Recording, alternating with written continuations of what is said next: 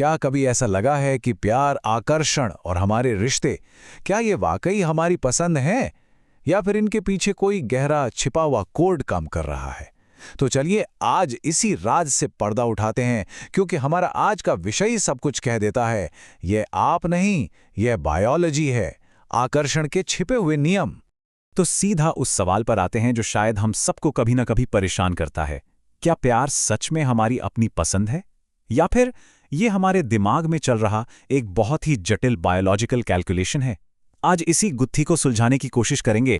ठीक है, तो इस विश्लेषण का जो मेन आइडिया है वो ये है कि हमारी भावनाएं, हमारी पसंद असल में पूरी तरह से हमारी नहीं हैं। वो हमारी बहुत ही गहरी, हजारों साल पुरानी बायोलॉजी से चलती हैं। हम अपनी भावनाओं के पीछे के इसी इवोल्यूशनरी सोर्स कोड को समझने की कोशिश करने वाले हैं।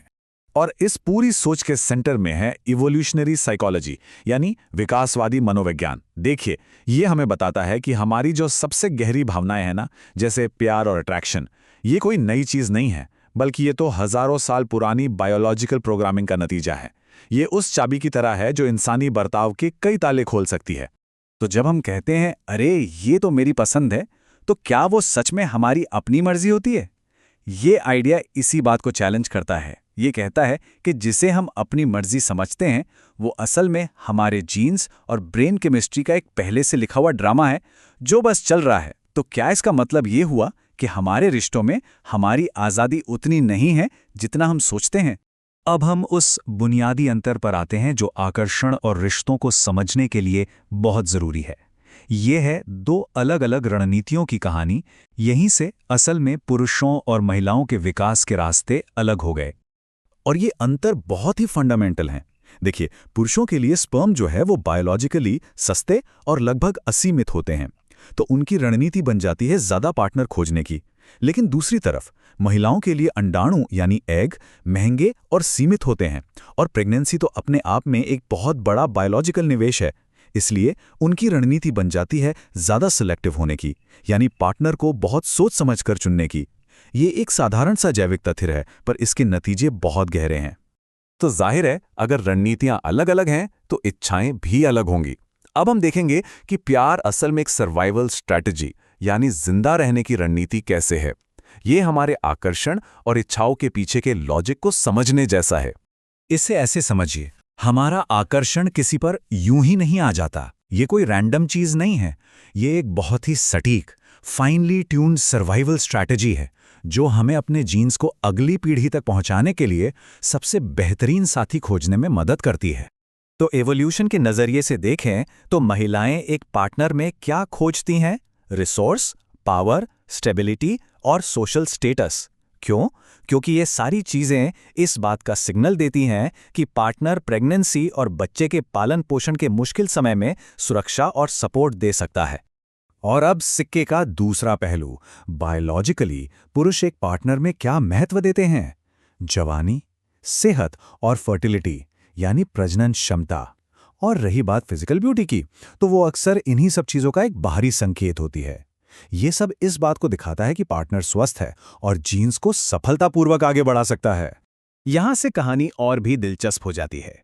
हमारे पास दिमाग तो है प्राचीन पाषाण युग का, लेकिन हम जी रहे हैं एक मॉडर्न दुनिया में।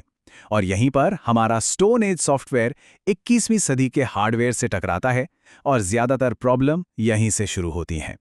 आप समझिए कि हमारे दिमाग में दो सिस्टम काम कर रहे हैं। एक है हमारा आदिम दिमाग जो सिर्फ वृत्ति यानी इंस्टिंक्ट पर चलता है। ये बहुत तेज और ऑटोमेटिक है। इसका फोकस बस एक ही चीज पर है, सर्वाइवल और रिप्रोडक्शन। और दूसरा है हमारा मॉडर्न दिमाग जो लॉजिक और प्लानिंग पर चलता है।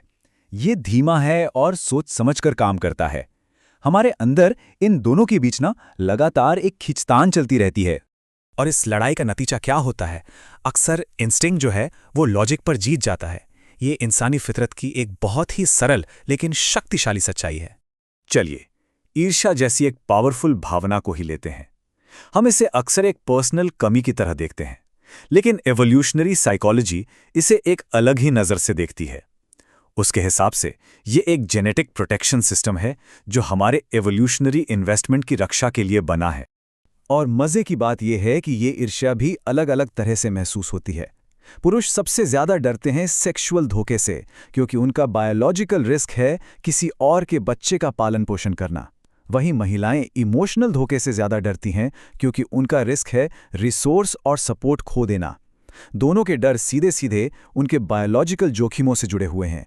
तो कुल मिला के बात यह है कि हमारे ये पुराने इंस्टिंक्ट्स और हमारी आज की मॉडर्न उम्मीदों के बीच जो ये टकराव है ना, यही हमारे ज्यादातर कंफ्यूजन, स्ट्रेस और रिश्तों की प्रॉब्लम्स की जड़ है। हम उम्मीद कुछ और करते हैं, लेकिन हमारा दिमाग किसी और ही स्क्रिप्ट पर चल रहा होता है। तो अब हम इस विश्लेषण के अंतिम पड़ाव पर हैं। एक फाइनल रियलिटी चेक। ये खुद को उस तरह देखने के बारे में है जैसे हम असल में हैं, ना कि उस तरह जैसे हम अपने बारे में सोचना पसंद करते हैं। और ये इस पूरे तर्क का निचोड़ है। लोग जैसा सोचते हैं वैसा व्यवहार नहीं करते, वे वैसा व्यवहार करते हैं जैसा उनकी बायोलॉजी चाहती है। ये लाइन हमें बहुत कठोरता से याद दिलाती है कि हमारी बायोलॉजिकल प्रोग्रामिंग का हम पर कितना गहरा असर है। तो आखिर में हम इस एक सोच के साथ रह जाते हैं, प्यार, आकर्षण, ईर्ष्या ये सिर्फ इमोशंस नहीं हैं, ये असल में सर्वाइवल स्ट्रैटेजीज हैं, यानी जिंदा रहने और अपने वंश को आगे बढ़ाने की रणनीतियां। और ये एक ऐसा आइडिया है जो हमारे अपने जीवन और रिश्तों को देखने का नजरिया